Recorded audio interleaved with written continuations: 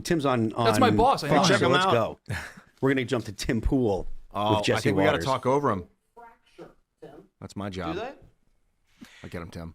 It seems so. Now, I don't want to say at the highest levels Democrat politicians want to foment civil war, as I often talk about, but they're beholden to their constituents. So we have a mayor suggesting the police should now be fighting federal agents, which is horrifying. But it's actually quite simple. ICE agents are out on the ground across the country because I asked them to be, because you asked them to be, because the American voter said immigration is a top issue for us. We want Republicans in office. We want Donald Trump in office. And we want this problem solved once and for all. So what are we seeing? Violent extremists who oppose our democracy and the will of the people. That video you showed where they put the tow rope and rip out the weapons locker, that's not the only one. There were other vehicles they ransacked. There's a video purporting to show a man stealing what appears to be a rifle from a federal vehicle and ammunition, as well as patches, tourniquets, and other objects.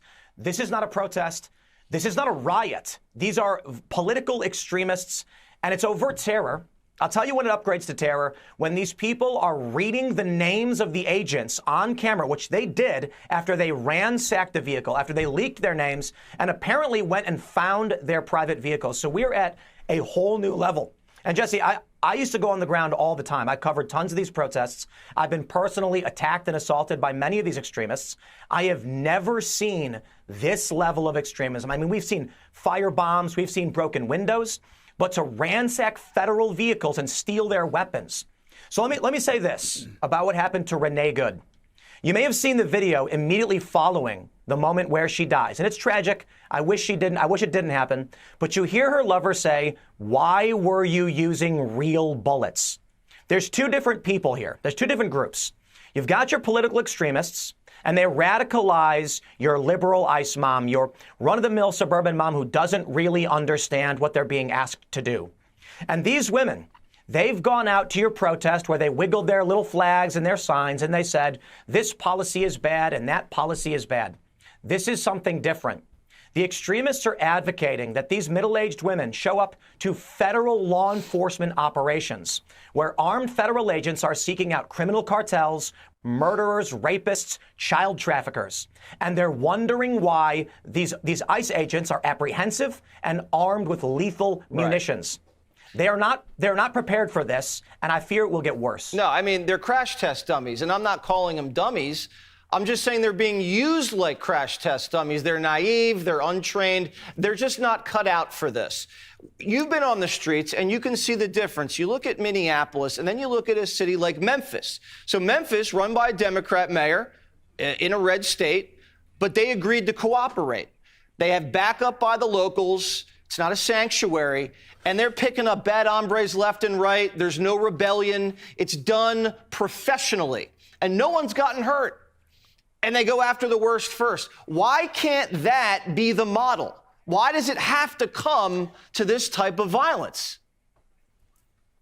You know, I don't want to call it a non sequitur, but the Greenland thing, I think, really exemplifies no matter what Trump does, he is wrong. And that's really what it is. The Democratic politicians are going to say ICE is wrong to enforce the law. They're wrong to stop these narco gangs, these rapists, these criminals, and general illegal immigrants.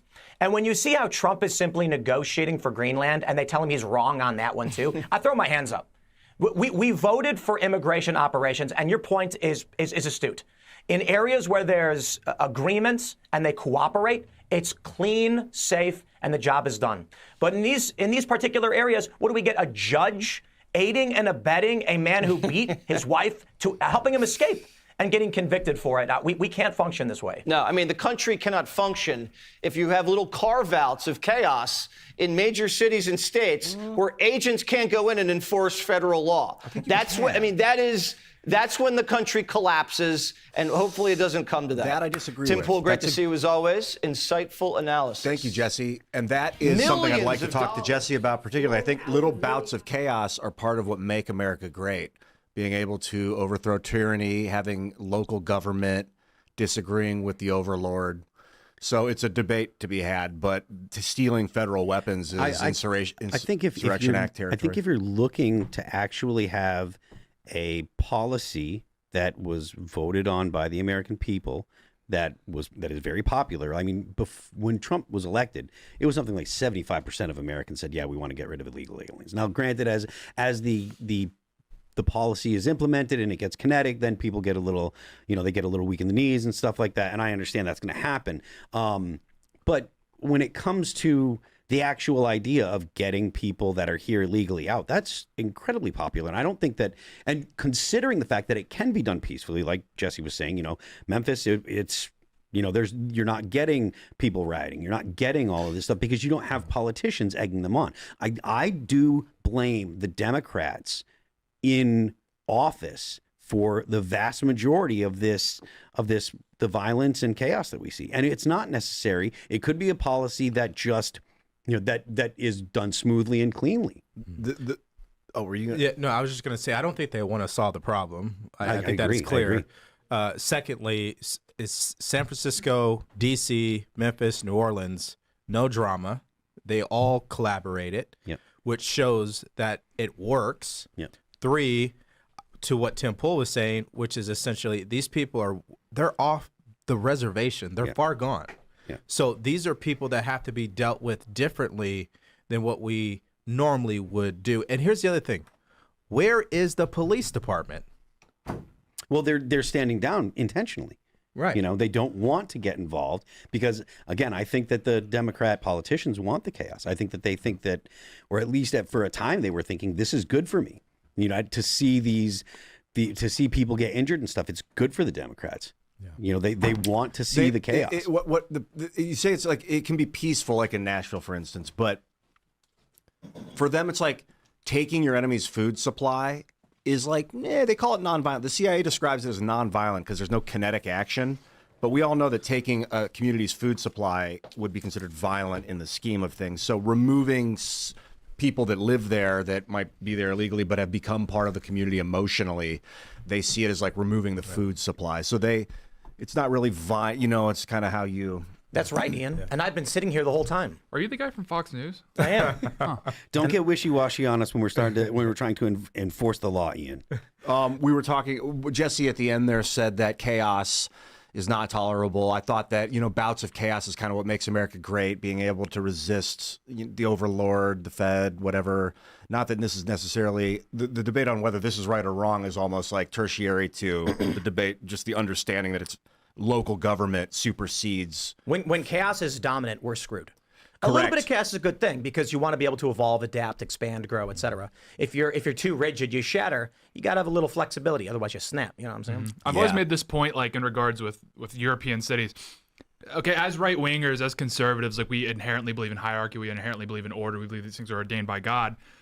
But when, like in Europe, for example, where there's zero sense of like an underworld whatsoever, these cities actually just turn into museums, and it like completely eviscerates any sort of life that's in these cities. So I'll steel man Ian's argument here, because if you look at like Prague or Budapest, like these cities for young people are actually quite miserable. These are very old cities. So I do agree that to a degree, you obviously can't endorse it as the government, you can't promote it, but just a bit of room for things actually goes a long way for young people, because that's what creates innovation, that what creates culture and these sorts of things. It just can't come at the sacrifice of order. Exactly. Which is exactly what's taking place. And the other thing too is we're dealing with people who don't even support the idea that someone who's been in the country unlawfully for 30 years should not be deported. Yeah. Right. It's like they're emphasizing disorder in the most pernicious ways, whether it's in sexuality, whether it's in like, civilizational questions like immigration. What does it mean to be an American? That's where they promote the dysfunction. It's not even just disorder, it's dysfunction. It's dysgenic. It's really just a horrific thing. How about just going back to the whole people of color thing? Just if you think of economics and our financial freedom, as people like to say, how could that even be a reality if they keep funding illegal immigration? I don't understand that. So these people, they're going into the streets, they're protesting, saying that things are too expensive, all this other stuff. Well, what do you think's happening with all of your resources? Yeah. They've been going to illegal immigration. Mm-hmm. Well, they can't put two and two together. And then when we say this, like, hey, maybe you can't afford houses because the market is oversaturated with people who are needing houses. Yeah. And in order, see, they don't understand supply and demand because they're communists. So when it's like, let me just, if there's any communists out there who are concerned about why there are homeless people, let's start with, when there's too many people and not enough homes, the people who own the homes get to dictate the prices. And they say, listen, I got people banging my door down saying they'll take my house. I'm going to take the best offer. When you have no people and there's a bunch of empty houses, they're going to sell them for what they can sell them for. So when you keep inviting in more and more and more people, your prices, they're going to go up. Not to mention the very simple reality of, at a certain point, people walking on the ground break the ground, and then we have to fix it. This is what I'm talking about. I'd love to make that point. Supply and demand functions, but that's not a closed system. Outside, the people that can't participate in that supply and demand system, which is like house buying, they're so poor, they become highway robbers. They do things to that system of the supply and demand system. So people that are here completely unable to think about housing, they will put pressure on that supply demand trade system with whatever, blatantly riots in the streets, but like it could be lots of different ways. The point was additionally just roads don't last forever. Buildings don't last forever. Maintenance is a requirement for all of our infrastructure. And if you're inviting in more and more people to tunes of tens of millions, eventually a bridge collapses. And we have to fix it. So over time, a bridge is going to face just general environmental wear and tear and degradation. And you got to fix it. But you add millions of people walking back and forth across it, it breaks down faster. That's going to cost everybody money, and that's going to come from the public coffers. But these communists, the best example of how insane these socialists and communists are is that meme where it was like, someone said, what are you going to do when communism wins? And they said, I'm going to teach art and poetry on my farm. To which someone responded, your farm? But while that is a funny joke, it also exemplifies what they think will happen. They think that communism will come in and then they don't have to work ever again. That's really what they think. Yeah. Yeah, that's not ever going to be the case. Yeah, they're going to like sit around doing like acrylic art all day. It's like, bro, get to the mines. Get your pickaxe. Head on down to the mines. Break rocks. Yeah. They'll call themselves Marxist-Leninists, but then they'll go ahead and forget that Lenin said, if you don't work, you don't eat. Yeah, literally. If you hooked your body up to Not that, tubes in a Lenin. vat and they let them harvest your heat, then you could be techno-communist. But they need something from you. They're going to extract some sort of something out of you. Modern communists love to say things like fully automated luxury communism because they believe that, like, with super productivity that's going to come with AI and with robotics, that everybody will have everything they want. And look, if that is the future, like where you can actually be super productive and there's nobody, anything you want you can have, which I don't think is actually going to happen. But if that were the case, fine. Then maybe you can make the argument, and I'll listen. I think we need a new word to describe this, because communist, it's like you can say neo-communist because it is a different function. It's different to the general ideology we knew in the early 1900s. Sure. Largely because you're looking at an industrializing society, and they're approaching this concept of labor from we can do a lot more work, but we still work. Mm-hmm. Now you're looking at the AI revolution, and there's going to be people who cannot work. Of course, many of these people are not advocating for UBI, which that won't work either. Even David Sachs said this, and he's the AI czar. He's like, no, UBI is not going to happen. So I'll just say this, every day I track what's going on with AI developments, and the development is so massively exponential. This show probably won't be able to exist. One thing that we're seeing right now, and you're wondering why, let me tell you why first. Already right now, if I wanted to, I could take probably 50 episodes of Timcast IRL, load it into an AI, and tell it, isolate Tim Pool and clone him. I'm literally, right now you can do this. It'll probably take you half a day to upload all the videos, and then it'll take maybe a day to render the clone. Maybe it takes about an hour or two. And then you can tell ChatGPT, write a script in the style of Tim Pool about today's news, and it'll do it, and you don't need me anymore. It'll do it. The only real problem is that all the AI is woke. So they're going to tell fake news, but they'll just do it in my voice. It'll be creepy. Here's what's happening right now on YouTube. There are hundreds, if not thousands, of channels. This is crazy. I'm going to tell you guys how to become millionaires right now. Get your bag before it's too late. No joke. What they'll do is they'll write a script that automatically will plug into ChatGPT and say, write a 30-minute long script based on today's news. Start with the punchiest sensational story. Then it'll load that script into a AI avatar video generator, and it will tell the AI, have a person, an attractive male or female, read this script over the period of a half an hour. And what they do is they upload 70 to 100 of these videos per day. Seriously, psychotic amounts of videos. And they get 500 to 800 views. And you might be saying, well, what's that going to get you? Well, when you do 100 of them, you're making $150K per month. And here's the thing. People won't come back to watch those videos, but it won't matter because the videos change, the style changes, and it's going to eventually get recommended to somebody, and they're going to click it. And if a couple hundred click your couple hundred videos per day, you are making bank. I'm pretty sure now. I've been recommended that stuff. I'm pretty sure, like AI history documentaries. It's pretty obvious it's AI, or that it's there's news. computationally I created. got recommended this video on news, and I saw, it was like 45 minutes long, and I'm like, who's this? And it's a fake person, and it's getting crazier and crazier. Here's the other thing. What if I just recorded this video, uploaded it, and then had it choose a sexy woman instead of me, and then you get all the thirst clicks? Because I'm just going to, I want to stress to you guys, we A/B tested yesterday's thumbnail with Aaron Wexler, and the boobs did 3% better. 3%. Is it still testing? Yeah, actually, I can check right now and see where it's at. Out. It was like 51.48. 3% is actually massive. Oh, it looks like. Did the boobs lose? Boobs won a loss. boobs People won. are coming to their senses. Oh, It boobs. just decided not to do Everybody sucked okay. on a boob at some point if they those aren't breastfed. your- it. 3.2%. Yeah, that's not the normal way boobs would be marketed. I mean, virtually they would be Yeah, wide like war open. with right? Iran. My Exactly. point is Yeah, like whoa. we're making a big Confused. mistake with Tate. Right. We're making a Yeah. big mistake. We got a great opportunity with him. Better He conditioner. should pre-record the Salt show. water in the Tate hair, has to get bro. Oh, I thought you were going to say you're going to trans me. Yeah, using AI, I can take the noon live show, and then we're uploading it at 4 p.m. onto YouTube. Like, hey, watch this. Like some Make kind it the of some kind of Goon losers. live show. What we do That'd be is great. you upload the video to an AI, and then you can take any photograph and up. So the way these programs work is you upload the video, then you upload a photo, and it will use the photo as a reference for the room and the person. So we can swap Tate out with some busty young woman talking about the news and get way more money. Can you What are we A/B doing? test the video itself, or is it just the thumbnail? Just the thumbnail and the title. Okay. Yeah. I think it would work. And yeah. I just think we're cooked. I You think could A/B test the thumbnail with an AI chick instead of Tate, and it might get a lot more clicks. And then it absolutely will get clicks. That's just a reality. and like, oh, welcome to the future.